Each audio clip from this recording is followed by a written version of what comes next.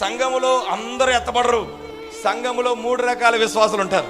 ఇక్కడ విశ్వాసులు ఉన్నారు, అవిశ్వాసులు ఉన్నారు, నటించి విశ్వాసులు ఉన్నారు. విశ్వాసులు మాత్రమే పరలోకము నుంచి వచ్చిన జీవం కలిగిన వాళ్ళు. నటించి విశ్వాసులు, అవిశ్వాసులు ఆ జీవం అక్కడ లేదు. అందుకనే మొట్టమొదట పాల మీద పొంగులాగా ఉంటుంది అనమాట వాళ్ళకి విశ్వాసం. మంట పెట్టగానే వాళ్ళు లెగుస్తారు అనమాట. ఏది ఉద్యమం ఎలా ఉంటుంది తెలుసా? వాక్యం చెప్తున్నప్పుడు ఏమో ఆమెన్ హల్లెలూయా అంటే ఇంటికి వెళ్ళిపోగానే మరలా ఉద్యమం అంతా. విశ్వాసం దగ్గర ఉన్నప్పుడేమో అసలు ఎలా కనపడతామంటే మనం అబ్బా ఇంత పరిశుద్ధుడా అన్నట్టు కనపడతాం. అవ్వడు లేడనుకో. అందుకనే ప్రవక్త ఒక మాట అంటాడు, అందరూ ఉన్నప్పుడు కాదు నీ ఒరిజినల్ జీవితం చూపించాల్సింది.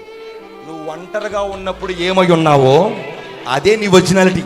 నువ్వు ఒంటరిగా ఉన్నప్పుడు ఎవరితో ఎక్కువ సహవాసం చేస్తున్నావో, ఒంటరిగా ఉన్నప్పుడు నీ ఆలోచనలు ఏమై ఉన్నాయో, ఒంటరిగా ఉన్నప్పుడు నీ జీవితంలో నీ క్రియలు ఎలాగ ఉన్నాయో అది నీ ఒరిజినల్.